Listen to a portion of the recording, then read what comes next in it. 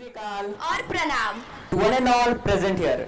Our today's honorable chief guest, respected Gauri sir, respected principal ma'am, vice principal ma'am, principal of Jizamata English Medium School, principal of CBC section, Mr. Anil Patil sir, in charge of junior college, Swati Jagtap ma'am, Ujjwal Jagtap ma'am, in charge of pre-primary section, Swati Jagtap ma'am, our beloved teachers, parents and all my dear friends. Today, as we gather here on this special occasion, I am honored to share few words about our theme. आकाशी झेप गेले पाखरा. A phrase that paints a beautiful picture of boundless dreams and limitless potential. The theme invites us to imagine a sky where wings spread wide, limitless potential and ambition. It reminds us that just like wings soar high in their wings, we too must trust our abilities and embrace challenges to reach new heights. Let this day be a celebration of growth, belief that every one of us has the power to fly high in the vast skies of life. Let us take first step together towards a day filled with learning, fun and inspiration. Thank you and let's make this day unforgettable. उपस्थित मान्यवर आणि प्रेक्षक हो, आजचा हा सोहळा विशेष आहे. विशेष कारण आपण अशा दिव्य कथा अनुभवण्यासाठी येथे जमलो आहोत, जी केवळ व्यक्ती नव्हे तर एक चळवळ आहे. आपल्या डोळ्यांपुढे समाज बदलण्याचे स्वप्न पाहणाऱ्या आणि ते प्रत्यक्षात उतरवणाऱ्या क्रांतिकारी स्त्रीचा इतिहास आज उलगडणार आहे. तुम्ही ओळखलंच असेल नाही का? हो, मला कळलं. क्रांतिज्योती सावित्रीबाई फुले, बरोबर ना? हो, अगदी बरोबर. त्या महानायिका ज्या भारताच्या पहिल्या शिक्षिकाही ठरल्या आणि त्यांच्या आत्मसन्मान व संघर्षाच्या प्रवासाने संपूर्ण समाजाला जागृत केलं. स्वतःवर होणारे अत्याचार सहन करीत नाहीत, तर त्यावर आवाज उठवत शिक्षणाचा ध्वज फडकवत सावित्रीबाईंनी जी मशाल पेटवली, तिचा प्रकाश आज देखील आपल्याला मार्गदर्शन करतोय.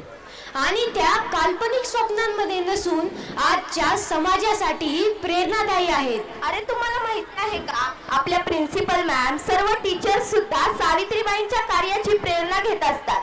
तुम्ही फक्त विचार करा, आज आपण चंद्रावर झेप घेऊ शकलो असतो का? मंगलयान करू शकलो असतो का? तर चला या क्रांतिकारी संघर्षाचा साक्षीदार व्हा. आज आपण सादर होणाऱ्या या नाटकाद्वारे सावित्रीबाईंच्या जीवनाची एक झलक अनुभवूया. आणि आता वेळ आहे या प्रेरणादायी प्रवासाची सुरुवात करण्याची. आकाशी झेप घेण्याची. तयार राहा या प्रेरक कथेत स्वतःला सामील करण्यासाठी.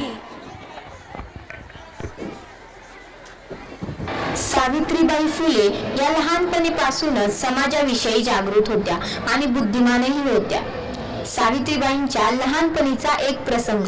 सावित्री, मुलींना शिकण्याची काय गरज? कुटुंब सांभाळायचं काम महत्वाचं आहे. शाळेला जाऊन काय साधता येईल तुला? बाबा, शाळेत जाणे म्हणजे फक्त पुस्तके शिकणे नाही. शाळेतून मी समाजाची स्थिती समजू शकेल, स्त्रियांना हक्काची जाणीव करून देईल. समाज तुझ्या विचारांना मान्यता देणार नाही. मुलींच्या शिक्षणावर किती चर्चा कर, समाजात मान्यता मिळू शकत नाही. समाज बदलण्यासाठी मी कोणत्याही संकटावर मात करेन. समाजाला बदलण्यासाठी मला शिक्षण घ्यावे लागेल. आई, मला शिकायचं आहे. मी का शिकू शकत नाही? स्त्री, शिक्षणाचा काय उपयोग? तुला घरातली कामे करायची आहेत. शिक्षणासाठी वेळ वाया घालवू नकोस. मला कितीही विरोध केला तरी मला शिकायचं आहे. मला शिकायचे आहे. सावित्रीला शिकवतोस का? मुलींनी शिकणं म्हणजे घराचा नाश. अगं काकू, मला शिकायचे आहे. मुली का शिकू शकत नाही? अरे बाळ, लोक काय म्हणतील? शिक्षित मुलगी म्हणजे सर्वांसाठी धोक्याचा मुद्दा. मुलींनी शिकायचं नसतं, लोक तुझ्यावर टीका करतील. सावित्रीचा विवाह महात्मा ज्योतिराव फुले यांच्याशी 1840 मध्ये झाला. यावेळी त्या अवघ्या 9 वर्षाच्या होत्या व ज्योतिराव फुले हे 13 वर्षाचे होते. आजी, मला शिकायचंय आणि या समाजातील मुलींनाही शिकवायचंय. सावित्री, तू खूप समजदार आहेस. तू मुलींना शिकवण्याचा विचार करत आहेस. हे खूप मोठे पाऊल आहे आणि मुलींच्या शिक्षणासाठी तू एक लढा देऊ शकतेस. हो पंताजी, मला विश्वास आहे की मी मुलींना शिकून त्यांना स्वतंत्र बनवू शकेन. मुलींचे शिक्षण समाजासाठी अत्यंत आवश्यक आहे. शिक्षण हे समाज परिवर्तनाचे माध्यम आहे. काही विशिष्ट लोकांचे शिक्षण हे समाज बदलणार नाही. त्यासाठी सर्व दीनदलितांना, गोरगरिबांना, स्त्रियांना, मुलींना शिक्षण मिळालेच पाहिजे. तेव्हाच खऱ्या अर्थाने समाज बदलेल व क्रांती घडेल. हो, तुम्हाला तर माहिती आहे मला लिहायला वाचायला खूप आवडते. थांब, मी तुला आजपासून लिहायला वाचायला शिकवतो. हे बघ, हे काही मुळाक्षरे आहेत. हे माझ्या पाठीमागे उच्चारण्याचा प्रयत्न कर. अननस, आ ई ई इमारत.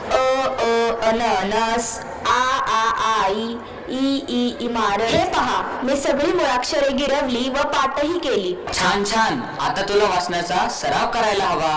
हे बघा, माझा वाचनाचा सरावही झाला. आता मला उत्कृष्टरित्या वाचता येते. माझे विचार मला स्पष्टपणे मांडता येतात. पुस्तके वाचता येतात. पण इतर स्त्रियांना शिक्षणाचा गंध सुद्धा नाही. ज्यांच्या मनात वाचनाची जिज्ञासा असते त्यांना वाचता यावं असे वाटते. आता सर्व महिलांना शिक्षणाच्या प्रवाहात आणल्याशिवाय मी मुळीच शांत बसणार नाही. आपण मुलींसाठी एक स्वतंत्र शाळा निर्माण करूया. हो, ही संकल्पना फार चांगली आहे. यामुळे आपण मुलींना स्वतंत्रपणे शिक्षण देऊ शकतो. गावातील काही लोक सावित्रीबाई फुले आणि ज्योतिराव फुले यांच्या निर्णयावरती चर्चा करू लागले. अरे, तुम्हाला माहिती आहे का? नाही नाही, काही माहित नाही. सांग बरे. अरे, सावित्रीबाई फुले व ज्योतिबा फुले यांनी मुलींची शाळा सुरू करण्याचा निर्णय घेतला आहे. नाही नाही, आपण असे होऊ देणार नाही. आपण धर्माच्या विरोधात जाऊ शकत नाही. राधा, सोना, हिरा, या आजपासून तुम्ही व तुमच्या मुलींनी शाळेत यायचे. मी तुम्हाला लिहायला व वाचायला शिकवेन. नाही नाही, आम्ही शाळेत येणार नाही. रीतीप्रमाणे मुलींनी शिक्षण घेऊ नये, त्यामुळे आम्ही शाळेत येणार नाही. हो, बरोबर आहे तुमचं. अगं, स्त्री पुरुष हे दोन्ही समान असतात. आपल्याला जर देश घडवायचा असेल तर आपण शिकलंच पाहिजे. यामुळे आपल्यात बदल घडू शकतील व आपली मतेही मांडली जातील. सावित्रीबाई फुले आणि महात्मा ज्योतिराव फुले यांनी समाजाच्या विरोधावर मात करून 1848 मध्ये पुणे शहरातील भिडेवाडा येथे मुलींची पहिली शाळा सुरू केली. ही शाळा ज्ञानप्रभा म्हणून ओळखली जात होती. बाई आल्या. आल्या का तुम्ही? हो बाई, आम्ही सगळे आलो. बसा खाली. आज मी तुम्हाला शिकवेल. ही सगळी मुळाक्षरे तुम्ही माझ्या पाठीमागे उच्चारण्याचा प्रयत्न करा. अननस, आ ई इमारत. अननस, आ ई इमारत. ही सर्व मुळाक्षरे उद्या गिरवून व वाचून या. हो बाई. गावातील सर्व लोक सावित्रीला विरोध करू लागले. हे बघा, आली सावित्री. कुठे आहे ती सावित्री? ती बघ, तिकडे आहे. काल सांगितले होते ना, शाळेत जाऊ नकोस, मुलींना शिकवू नकोस. तू ऐकतच नाहीस. फेका तिच्या अंगावर दगड, गोटे, चिखल, शेण फेका. कृपया असे करू नका. तुम्ही मला कितीही त्रास द्या, पण मी मुलींना शिकवण्याचे हाती घेतलेले कार्य कधीही सोडणार नाही. सोडा माझा रस्ता. दुसऱ्या दिवशीही सावित्रीबाई नित्यनेमाने शाळेत आल्या. बाई आल्या. आल्या का तुम्ही? काल दिलेला अभ्यास पूर्ण केला का? हो बाई, कालचा अभ्यास सर्व पूर्ण झाला व वाचनाचा सरावही झाला. चला, शाळेची सुट्टी झाली. सर्वांनी घरी जावा व चांगला अभ्यास करा. सावित्रीबाई फुले यांच्या संघर्षामुळे शाळेतून शिकलेल्या मुली यशस्वी झाल्या. नमस्कार, मी मृणाली जगताप. सावित्रीबाईंच्या कठोर परिश्रमामुळे मला उच्च शिक्षण घेऊन डॉक्टर बनता आले. नमस्कार, मी अस्मिता गायकवाड. सावित्रीबाईंच्या कठोर परिश्रमामुळे मला वकील बनता आले. नमस्कार, मी गार्गी दिवाकर. सावित्रीबाईंच्या परिश्रमामुळे मला उच्च शिक्षण घेऊन इंजिनियर बनता आले. नमस्कार, मी हिंदवे गोळे. मला सावित्रीबाईंच्या परिश्रमामुळे उच्च शिक्षण घेऊन एक शिक्षिका बनता आले. याचा आम्हाला अभिमान आहे. क्रांतीज्योती सावित्रीबाई फुले यांनी मुलींना शिक्षण दिले. ही शिक्षणाची ज्योत आपण पुढे नेऊया.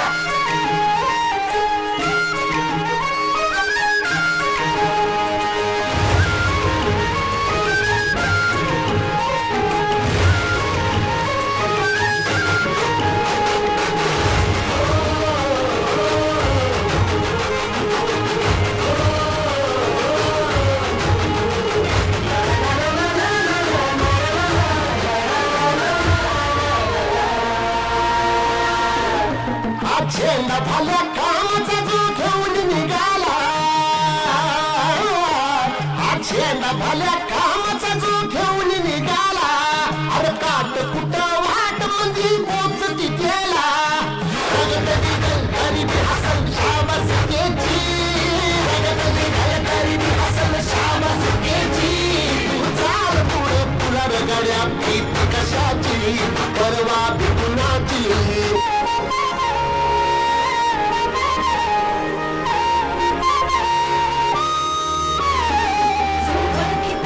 औक्ष म्हणजे मोठी